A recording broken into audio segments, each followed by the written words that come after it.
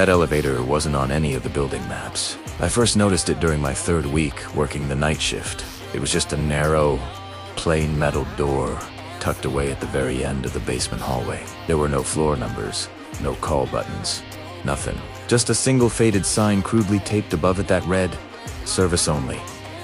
Naturally, my curiosity got the better of me, so I asked my supervisor, a guy named Rick, about it. He gave me this weird look first, confused, then genuinely uncomfortable. He just mumbled, "Just don't use it," and then quickly walked away, leaving me standing there with more questions than answers. Honestly, that warning should have been enough to keep me away for good. But, well, it wasn't. One night, I was on my break, just wandering the quiet halls to stay awake. That's when I heard it. A soft but crystal clear ding echoing from the end of the basement corridor. My heart skipped a beat. I crept closer, and sure enough, the doors to that mysterious service elevator were sliding open all by themselves. I peeked inside. The interior was bare. There was only one button, a single, illuminated down arrow. No numbers, no emergency phone, not even a brand name on the panel. Just that one button and a faint, musty smell, like dust and old, abandoned rooms. I just stood there, staring into the empty car.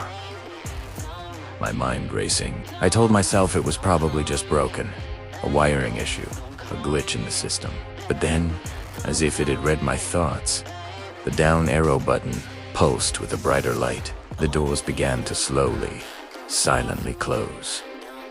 And without even thinking, as if pulled by some invisible force, I stepped inside just before they shut. The elevator began to move down.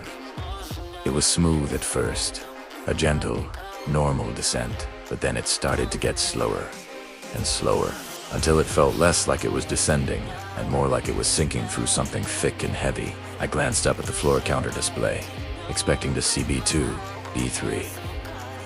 But it wasn't counting floors. It was counting time. 001, 002, La série 3. My ears popped from the pressure change. The single light bulb above me began to flicker erratically, and that's when a cold, terrifying realization washed over me. This building only has 3 basement levels. We'd already been descending for over 10 minutes. Where in the world was I going? Finally, with a soft jolt that barely made a sound, the elevator stopped.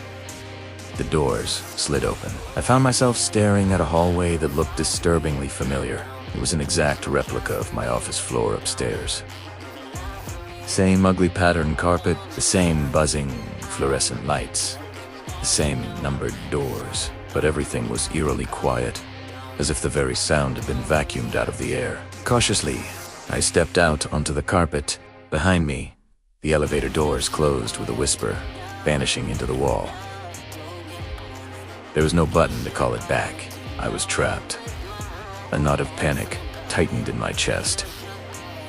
"Hello?" I called out, my voice sounding small and muffled. "Is anyone here?" Only silence answered. I walked down the hallway, my footsteps making no noise. I started trying the doors. To my shock, they were all unlocked, and every single office was occupied. People were inside. Docents of teams sitting motionless at their desks, their eyes glued to their computer screens. But they didn't move. They didn't blink. They didn't even seem to be breathing. They were like wax figures, frozen in time. I crept closer to one of the office windows, peering inside. The person at the desk looked vaguely familiar. Maybe someone I'd passed in a lobby once. Their face was blank, expressionless. I looked at the computer screen, and the hairs on my arms stood straight up. On every single monitor, in every single office, was the same message typed out in simple, black font. "Wait your turn." That's when I ran. Pure, primal fear took over. I sprinted down the hallway, desperate to find an exit, a staircase, anything. But the strangest thing happened. The hallway seemed to stretch the faster I moved. The end getting further away, not closer. It was like running on a treadmill. Finally, exhausted and breathless, I saw something at the far end of the corridor. A large, wall-mounted mirror. I stumbled to a stop in front of it, gasping for air. I looked at my reflection, and a fresh wave of terror hit me. My reflection was lagging, just by a fraction of a second, but it was undeniable. When I raised my hand to my face, my reflection followed a full second too late. And then, ... It smiled. A wide, predatory grin that I wasn't making. I didn't smile. I screamed. Just as my scream died in my throat, all the lights in the hallway went out, plunging me into absolute darkness. And then I heard it again.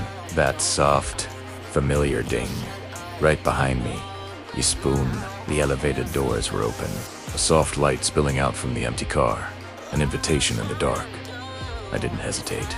I scrambled inside, screaming, hitting the cold metal walls, my fingers frantically pressing the down arrow again and again and again, as if that would make it go faster. The door slid shut, sealing me in. The small display above the door lit up.